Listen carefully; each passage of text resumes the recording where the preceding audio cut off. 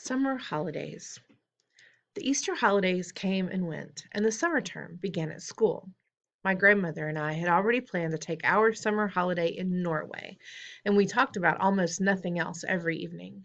She had booked a cabin for each of us on the boat from Newcastle to Oslo at the earliest possible moment after my school broke up, and from Oslo she was going to take me to a place she knew down on the south coast near Arendelle, where she had spent her own summer holidays as a child, nearly 80 years ago. All day long, she said, my brother and I were out in the rowing boat. The whole coast is dotted with tiny islands, and there's nobody on them. We used to explore them and dive into the sea off the lovely smooth granite rocks, and sometimes on the way out we would drop the anchor and fish for cod or whiting. And if we caught anything, we would build a fire on an island and fry the fish in a pan out for our lunch. There is no finer fish in the world than absolutely fresh cod. What did you use for bait, Grandmama, when you went fishing? Mussels, she said. Everyone uses mussels for bait in Norway. And if we didn't catch any fish, we would boil the mussels in a saucepan and eat those. Were they good? Delicious, she said. Cook them in seawater and they're tender and salty. What else did you do, Grandmama? We used to row out and wave to the shrimp boats on their way home, and they would stop and give us a handful of shrimps each. The shrimps were still warm from having been just cooked. We would sit in the rowing boat peeling them and gobbling them up. The head was the best part. The head? I said. You squeeze the head between your teeth and suck out the inside. It's marvelous. You and I will do all those things this summer, my darling, she said. Grandmama, I said, I can't wait. I simply can't wait to go. Nor can I, she said. When there were only 3 weeks of the summer term left, an awful thing happened. My grandmother got pneumonia. She became very ill, and a trained nurse moved into the house to look after her. The doctor explained to me that pneumonia is not normally a dangerous illness nowadays because of penicillin, but when a person is more than 80 years old, as my grandmother was, then it is very dangerous indeed. He said he didn't even dare to move her to a hospital in her condition. So she stayed in her bedroom and I hung about outside the door, while oxygen cylinders and all sorts of other frightening things were taken into her. Can I go in and see her? I asked. No, dear, the nurse said, not at the moment. A fat and jolly lady called Mrs. Spring, who used to come and clean our house every day, also moved in and slept in the house. Mrs. Spring looked after me and cooked my meals. I liked her very much, but she wasn't a patch on my grandmother for telling stories. One evening, about 10 days later, the doctor came downstairs and said to me, You can go in and see her now, but only for a short time. She's been asking for you. I flew up the stairs and burst into my grandmother's room and threw myself into her arms. Hey there, the nurse said. Be careful with her. Will you be all right now, Grandmama? I asked. The worst is over, she said. I'll soon be up again. Will she? I said to the nurse. Oh, yes, the nurse answered, smiling. She told us she simply had to get better because she had to look after you. I gave her another hug. They won't let me have a cigar, she said, but you wait till they're gone. She's a tough old bird, the nurse said. We'll have her up in another week. The nurse was right. Within a week, my grandmother was thumping around the house with her gold-topped cane and interfering with Mrs. Spring's cooking. I thank you for all your help, Mrs. Spring, she said, but you can go home now. Oh, no, I can't, Mrs. Spring said. Doctor told me to see that you take it very easy for the next few days. The doctor said more than that. He dropped a bombshell on my grandmother and me by telling us that on no account were we to risk the journey to Norway this summer. Rubbish, my grandmother cried. I've promised him we'll go. It's too far, the doctor said. It would be very dangerous. But I'll tell you what you can do. You can take your grandson to a nice hotel on the south coast of England instead. The sea air is just what you need. Oh, no, I said. Do you want your grandmother to die? The doctor asked me. Never, I said. Then don't let her go on a long journey this summer. She's not yet strong enough. And stop her smoking those vile black cigars. In the end, the doctor had his way about the holiday, but not about the cigars. Rooms were booked for us in a place called the Hotel Magnificent in the famous seaside town of Bournemouth. Bournemouth, my grandmother told me, was full of old people like herself. They retired there by the thousands because the air was so bracing and healthy it kept them, so they believed, alive for a few extra years. Does it? I asked. Of course not, she said. It's tommy rot. But just for once, I think we've got to obey the doctor." Soon after that, my grandmother and I took the train to Bournemouth and settled into the Hotel Magnificent. It was an enorm it was an enormous white building on the seafront, and it looked to me like a pretty boring place to spend a summer holiday in. I had my own separate bedroom, but there was a door connecting my room with my grandmother's room, so that we could visit each other without going into the corridor. Just before we left for Bournemouth, my grandmother had given me, as consolation, a present of two white mice in a little cage, and of course I took them with me.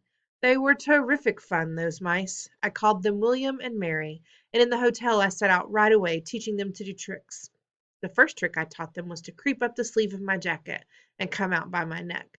Then I taught them to climb up the back of my neck onto the top of my head. I did this by putting cake crumbs in my hair.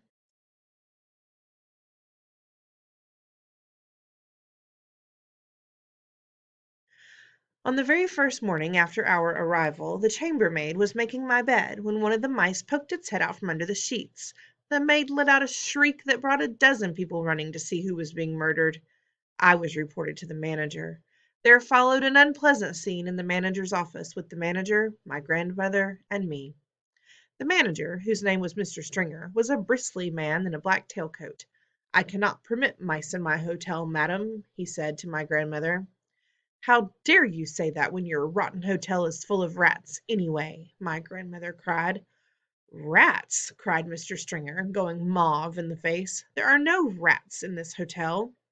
"I saw one this very morning," my grandmother said. "It was running down the corridor into the kitchen." "That is not true," cried Mr. Stringer. "You had better get the rat catcher in at once," my grandmother said, "before I report you to the public health authorities. I expect there's rats scuttling all over the kitchen floor and stealing food off the shelves and jumping in and out of the soup."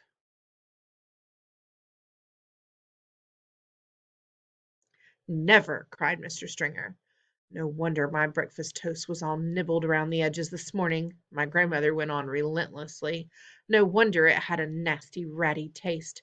If you are not careful, the health people will be ordering the entire hotel to be closed before everyone gets typhoid fever." "You are not being serious, madam," Mr. Stringer said. "I was never more serious in my life," my grandmother said. "Are you or are you not going to allow my grandson to keep his white mice in his room?" The manager knew when he was beaten. "May I suggest a compromise, madam?" he said. "I will permit him to keep them in his room as long as they are never allowed out of the cage. How's that?" "That will suit us very well," my grandmother said, and she stood up and marched out of the room with me behind her. There is no way you can train mice inside a cage. Yet I dared not let them out because the chambermaid was spying on me all the time. She had a key to my door and kept bursting in at all hours, trying to catch me with the mice out of the cage. She told me that the first mouse to break the rules would be drowned in a bucket of water by the hall porter. I decided to seek a safer place where I could carry on with the training. There must surely be an empty room in this enormous hotel.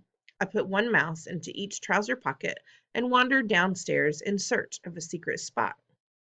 The ground floor of the hotel was a maze of public rooms, all of them named in gold letters on the door. I wandered through the lounge and the smoking room, the card room and the reading room and the drawing room. None of them was empty. I went down a long, wide corridor, and at the end of it I came to the ballroom. There were double doors leading into it, and in front of the doors there was a large notice board on a stand. The notice on the board said, "RSPCC meeting, strictly private. This room is reserved for the annual meeting of the Royal Society for the Prevention of Cruelty to Children." The double doors into the room were open. I peeped in. It was a colossal room. There were rows and rows of chairs, all facing a platform. The chairs were painted gold, and they had little red cushions on the seats. But there was not a soul in sight. I sidled cautiously into the room. What a lovely, secret, silent place it was. The meeting of the Royal Society for the Prevention of Cruelty to Children must have taken place earlier in the day, and now they had all gone home. Even if they hadn't, even if they did suddenly come pouring in, they would be wonderful, kind people who would look with favor upon a young mouse trainer going about his business. At the back of the room there was a large folding screen with Chinese dragons painted on it. I decided, just to be on the safe side, to go behind this screen and do my training there. I wasn't a bit frightened of the prevention of cruelty to children people, But there was always a chance that Mr. Stringer, the manager, might pop his head round the door. If he did, and if he saw the mice, the poor things would be in the hall porter's bucket of water before I could shout stop. I tiptoed to the back of the room and settled myself on the thick green carpet behind the big screen. What a splendid place this was, ideal for mouse training. I took William and Mary out of my trouser pockets. They sat beside me on the carpet, quiet and well behaved. The trick I was going to teach them today was a tightrope walking.